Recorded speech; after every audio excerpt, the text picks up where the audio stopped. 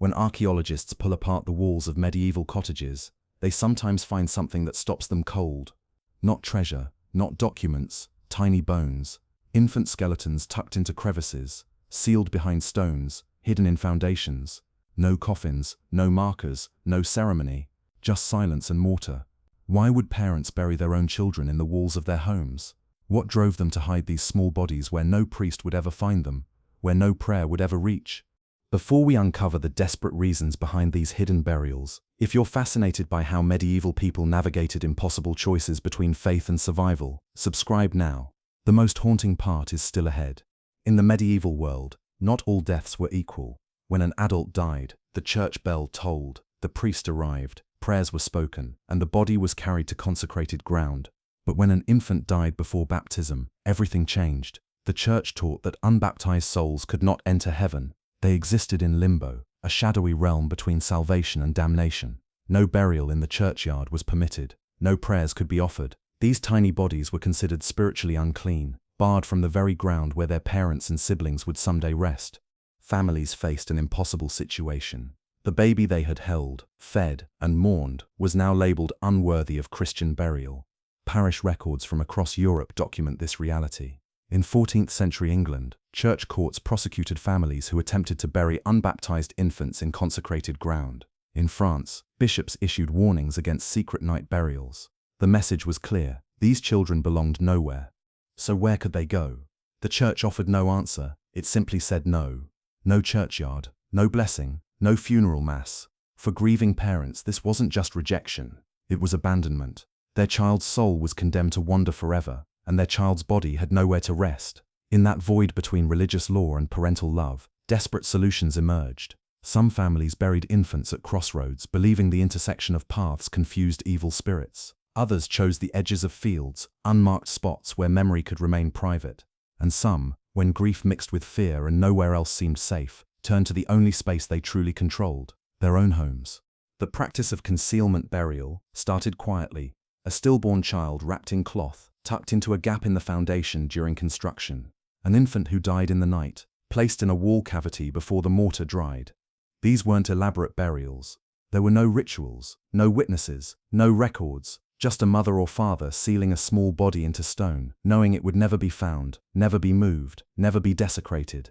Archaeological evidence reveals the patterns. Infant remains appear most often in threshold areas, near doorways, under hearthstones, in corner walls. These weren't random hiding spots. In medieval belief, thresholds were liminal spaces, boundaries between inside and outside, safety and danger. Placing a body there carried symbolic weight. Some historians argue these burials served as protective charms. The innocent soul of the child would guard the home against evil spirits, bad luck, or illness. Others suggest it was purely practical. Families simply needed to hide the evidence of a death the church refused to acknowledge. What we know for certain is this: it happened across Europe, from England to Germany, from Scandinavia to Italy. Different regions, different cultures, the same hidden children. The moment a child was born, the race against death began.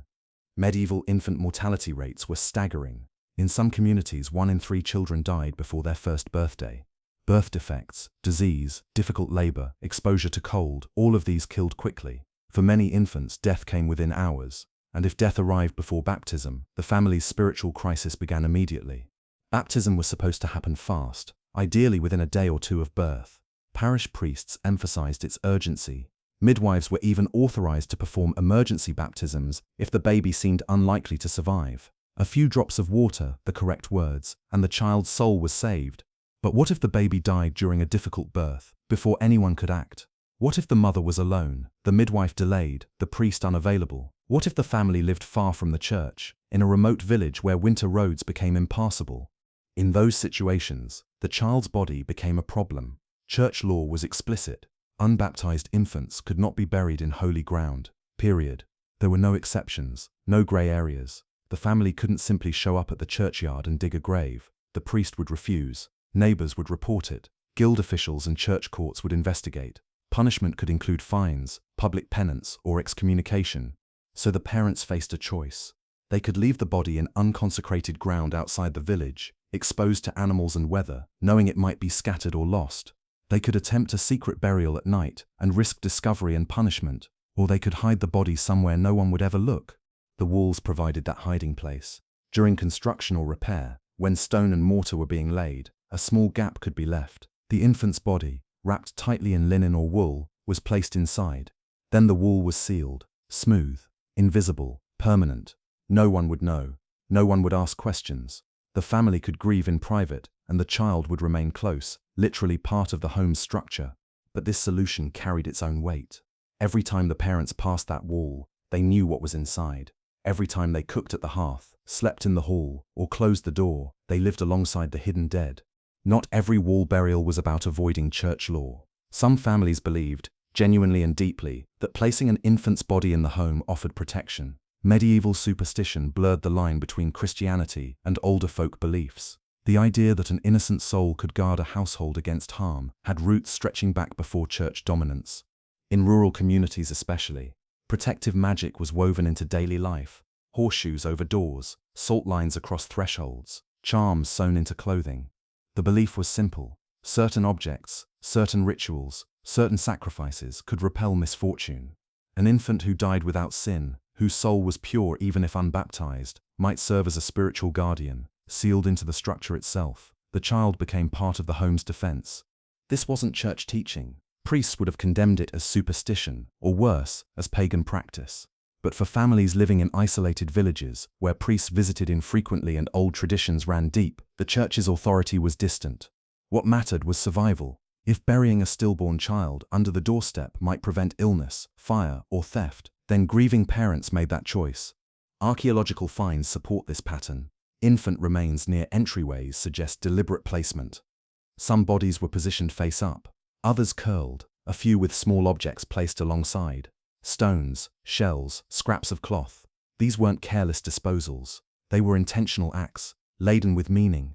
Whether the parents truly believed in protective magic, or simply needed to rationalize an impossible decision, we can't know. But the pattern repeats too often to be coincidence. Hidden children, threshold burials, homes built on the bones of the innocent. The church knew about concealment burials. Parish records, court documents, and bishops' letters all reference the problem. In 1367, the Bishop of Exeter issued a warning against families hiding unbaptized infants in walls or fields.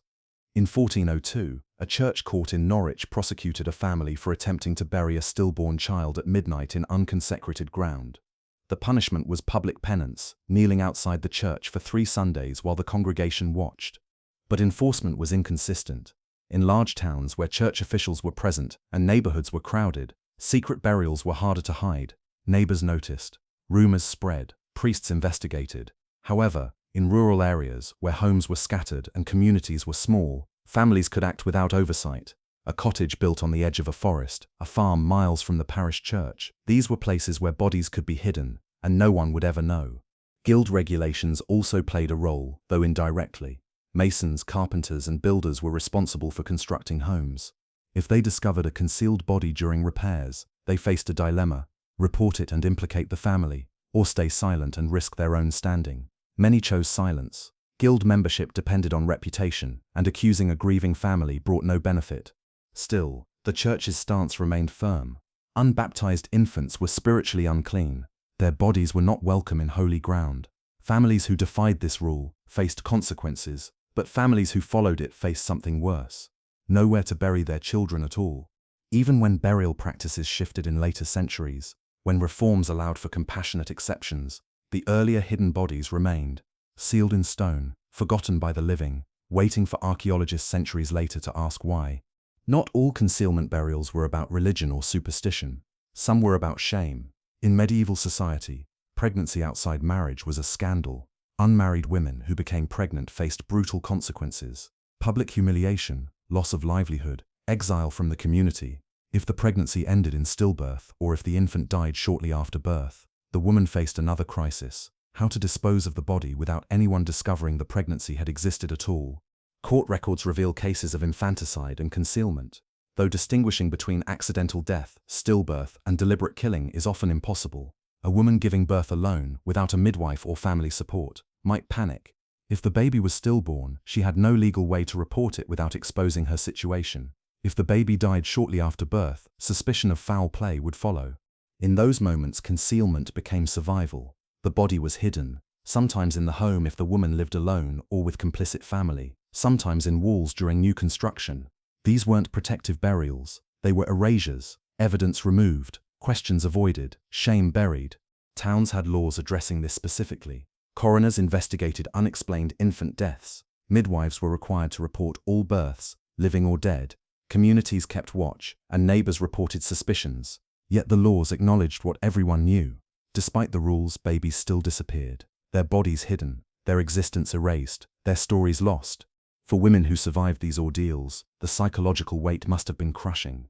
To carry a child alone, to lose that child, and then to hide the evidence as if neither had ever existed. Medieval society tried to forget these children. But archaeology remembers. Excavations across Europe continue to find concealed infant remains. In England, a 15th-century cottage renovation revealed 3 infant skeletons in foundation walls. In Germany, a monastery reconstruction uncovered remains sealed in plaster. In France, urban excavations found similar patterns beneath medieval houses. Each discovery raises the same questions. Who were these children? Why were they hidden? What did their families feel? Modern researchers approach these finds with care. Forensic analysis can determine approximate age at death, sometimes evidence of trauma or disease, occasionally clues about burial timing. But the emotional context, the desperation or belief that led to concealment, that remains speculation. What's clear is the scale. These weren't isolated incidents. Across centuries and regions, families made the same choice. When the church offered no solution, when grief collided with fear, when love had nowhere legitimate to go, people turned to the walls. They sealed their children into the structures they lived in, creating homes that were also tombs. Some historians argue this practice reflected a deeper medieval reality. Life and death were never separate. Homes held the living and the dead, often simultaneously. Relics were treasured, bones were kept, crypts were built beneath floors. In that context, hiding an infant's body in a wall wasn't aberrant. It was an extension of existing customs, adapted to impossible circumstances. Others see it as evidence of the church's cruelty. By denying burial to unbaptized infants, religious law forced families into secrecy, shame, and desperate acts. The hidden children became casualties of theology, victims of a system that valued doctrine over compassion. Both perspectives hold truth. Medieval people were shaped by their beliefs, constrained by their institutions, and driven by their emotions. When those forces collided, the result was buried in stone. Why did medieval people bury babies in walls? Because the church said they couldn't bury them anywhere else. Because superstition offered hope where religion offered none. Because shame demanded silence. Because grief needed somewhere to go, even if that place was hidden, even if no one would ever know. The tiny skeletons found in medieval walls are evidence of impossible choices, desperate measures, and the weight of rules that left no room for mercy. These children were loved enough to be kept close, even in death, even in secrecy. Their families couldn't give them heaven, couldn't give them consecrated ground, but they could give them a place in the home, sealed in stone, forgotten by the world, remembered only when the walls finally came down. If you enjoy the hidden sides of medieval life, hit subscribe and give this video a like.